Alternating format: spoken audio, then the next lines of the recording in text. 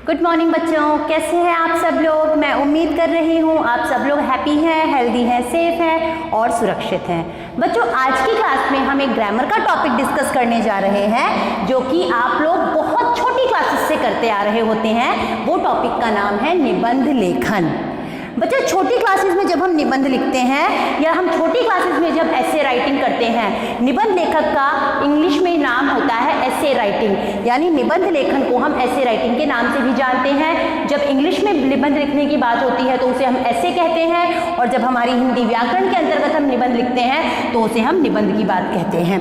आइए बच्चों, हम हिंदी व्याकरण टॉपिक प्रकरण के अंतर्गत हम निबंध लेखन के बारे में चर्चा करते हैं। बच्चों, सबसे पहले तो देखिए हम चर्चा करते हैं, जैसे कहते हैं ना, कोई भी शब्द कहीं ना कहीं किसी ना किसी शब्द से मिलकर बना होता है। तो निबंध शब्द जो है वो नि उपसर्ग और बंध शब्द के योग से बना हुआ है, यानी नि उपसर्ग है इसमें और बंध शब्द है। तो नि प्लस बंध यानी निबंध, इस शब्द से, इस शब्द की जो निर्माण है, निबंध शब्द का जो निर्माण है वो नि उपसर्ग और बंध शब्द से हुआ है।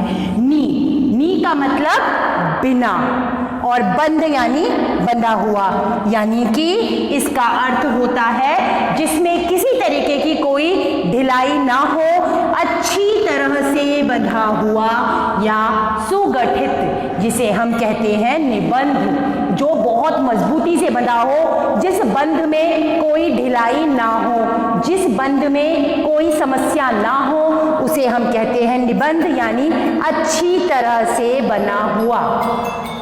निबंध शब्द जो है बच्चों, इसमें जो नि उपसर्ग है, इस नि उपसर्ग में हमें पता चलता है कि किस प्रकार से बहुत सारी अच्छी निबंध शब्द के माध्यम से हमें बहुत सारा अच्छा लिटरेचर मिलता है।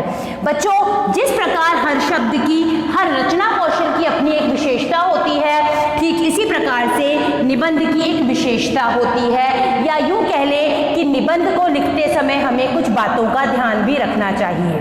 निबंध की विशेषताएं होती हैं। सबसे पहली विशेषता कि निबंध की जो भाषा है वो विषयानुरूप होती है, या यूं कहें कि निबंध की जो भाषा है वो विषयानुरूप होनी चाहिए। निबंध की भाषा अगर विषयानुरूप होगी तो हमें इसको लिखने में कहीं कोई समस्या नहीं आएगी, यानी हमें निबंध को लिखने में यह ध्यान रखना होता है कि निबंध की भाषा विषयानुरूप हो, यानी जिस टॉपिक पर हमें चर्चा करनी है, जिस टॉपिक को हमें लिखना है, जिस टॉपिक पर हमें बात करनी है, बात बतानी है, वो टॉपिक उस पर्टिकुलर सब्जेक्ट से, उस कंटेंट को मैच करता हो, विषय से संबंधित समस्त तथ्यों की चर्चा हो, यानी विषय जो भी हमारा टॉपिक है निबंध का, उससे रिलेटेड हर एक एस्पेक्ट की चर्चा होनी चाहिए, हर एक अच्छी बुरी बात की चर्चा होनी चाहिए।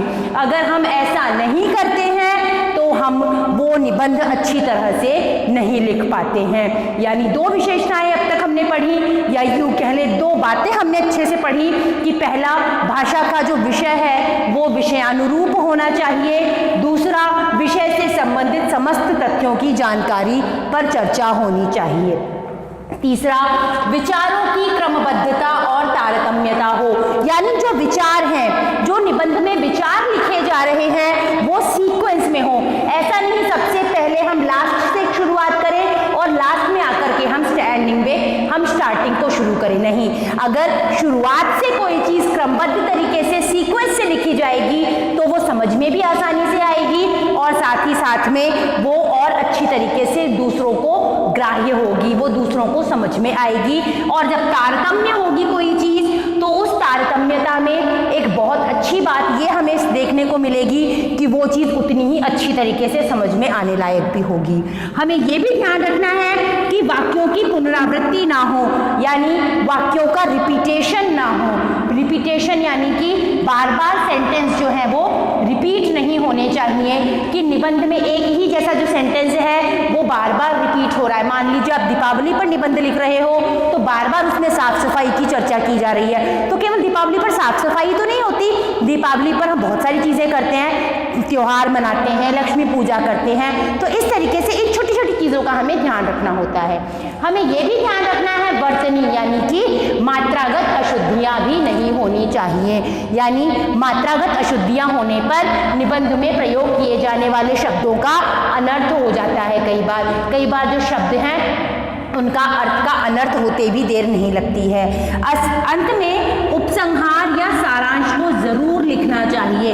उपसंहार जब हम लिखते हैं ना लास्ट में कंक्लूजन यानी पूरा निबंध लिख दिया आपने 300 से 400 शब्दों का, 100 से 150 शब्दों का या 50 से 100 शब्दों का, तो यहाँ पर जो पूरा का पूरा निबंध लिखा जाएगा उसके अंत में उपसंहार जरूर लिखना चाहिए, क्योंकि कई बार पूरा का पूरा निबंध ना पढ़कर या पूरा का पूरा निबंध जो है वो उसका जो सार है, जो उसका जो मूल जो तत्व है वो उपसंहार में देखने को मिलता है।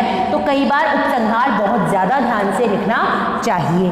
शब्द सीमा का हमें ध्यान रखना चाहिए, क्योंकि शब्द सीमा जो है वो एक निबंध का बहुत अच्छा पार्ट मानी जाती है। निबंध यानी अच्छी तरह से बंधा हुआ होता है। जब वो अच्छी तरह से बंधा हुआ है तो उसमें शब्द सीमा का ध्यान भी हमें रखना होगा, अन्यथा शब्दों का जो ये जाल है वो इस निबंध शब्द का अर्थ पूरा नहीं कर पाएगा। बच्चों एक बार दोबारा से हम इस टॉपिक को देखते हैं कि निबंध शब्द जो है वो कितने शब्दों से मिलकर बना है। वो 2 शब्दों से मिलकर बना है, नी और बंध। नी शब्द यहाँ पर नी उपसर्ग है और बंध जो है वो मूल शब्द है। नी तथा बंध यानी यहाँ पर निबंध शब्द का जो है वो योग से बना है। नी उपसर्ग और बंध शब्द के योग से बना है निबंध, और निबंध शब्द का अर्थ होता है अच्छी तरह से बंधा हुआ या सुगठित, यानी कि अच्छी तरीके से लिखा हुआ। जब कोई चीज अच्छी तरीके से लिखी हुई होगी तो वो समझ में भी अच्छी तरीके से ही आएगी। तो यहाँ पर बहुत अच्छी तरीके से सुगठित तरीके से जो निबंध लिखा जाता है वो निबंध दूसरों को समझ में भी अच्छी तरीके से आता है। निबंध लिखने से पहले कुछ बातों का ध्यान रखना चाहिए। वो बातें कौन कौन सी हैं? पहला तो निबंध जो है वो विषयानुरूप होना चाहिए, यानी निबंध का जो टॉपिक है वो टॉपिक जो है वो पर्टिकुलर भाषा से मैच होना चाहिए। बात फिर वही आती है कि हम निबंध तो दिवाली का लिख रहे हैं और चर्चा उसमें होली की कर रहे हैं, नहीं। यहाँ पर विषय के हिसाब से ही भाषा का भी चयन होना चाहिए और उसके शब्दों का भी चयन होना चाहिए। विषय से संबंधित समस्त तथ्यों की जानकारी और चर्चा हो, चाहे हम विद्यालय से संबंधित निबंध लिखें, चाहे हम अनुशासन से संबंधित निबंध लिखें, चाहे हम माता से संबंधित संबंध लिखें, कोई सा भी निबंध अगर हम लिखते हैं तो हमें उसमें सारे के सारे टॉपिक्स पर चर्चा, सब टॉपिक्स पर चर्चा करनी चाहिए, तभी हमारा निबंध लिखना जो है वो सार्थक होता है। विचारों की क्रमबद्धता, सीक्वेंस होनी चाहिए और तारतम्यता होनी चाहिए। विचारों की जब क्रमबद्धता होगी, जब तारतम्यता होगी, तभी निबंध लेखन जो है वो अच्छा सार्थक बनेगा। वाक्यों की पुनरावृत्ति ना हो, इसमें वाक्यों की रिपीटेशन ना हो, क्योंकि अगर इसमें वाक्यों की रिपीटेशन होगी तो शायद निबंध का जो वो रूप है वो निखर कर सामने नहीं आएगा और वो बार बार एक जैसी रिपीटेड चीजों से हमें अजीब सा लगने लग जाएगा। वर्तनी की अशुद्धियां ना हो, यानी मात्रागत अशुद्धियां ना हो, मात्राओं का विशेष ध्यान रखें। ये हर एक लेखन खंड की विशेषता होती है। अंत में उपसंहार या सारांश जरूर लिखना चाहिए। अंत में उपसंहार जरूर लिखो, सारांश जरूर लिखो। इससे निबंध में एक बहुत सॉलिडनेस आती है, बहुत अच्छा लगने लगता है निबंध। और शब्द सीमा का हमें विशेष रूप से ध्यान रखना चाहिए, क्योंकि अगर हम शब्द सीमा का ध्यान नहीं रखेंगे तो ये जो निबंध है हमारा, ये अपनी बॉन्डिंग दूसरे पढ़ने वाले व्यक्ति के साथ करने में थोड़ा सा कम प्रतीत होगा।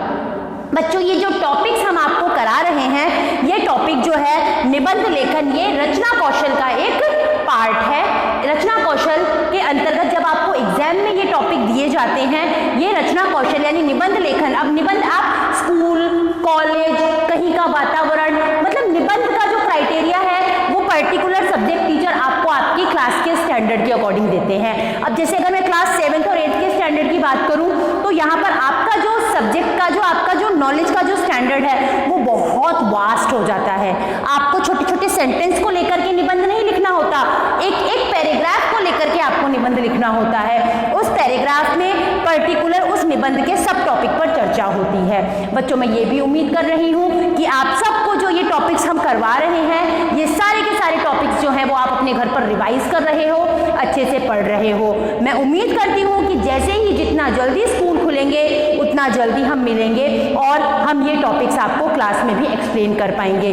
तब तक के लिए बच्चों सुरक्षित रहिए, सेफ रहिए, अपना और अपने परिवार का ध्यान रखिए। Thank you and have a nice day.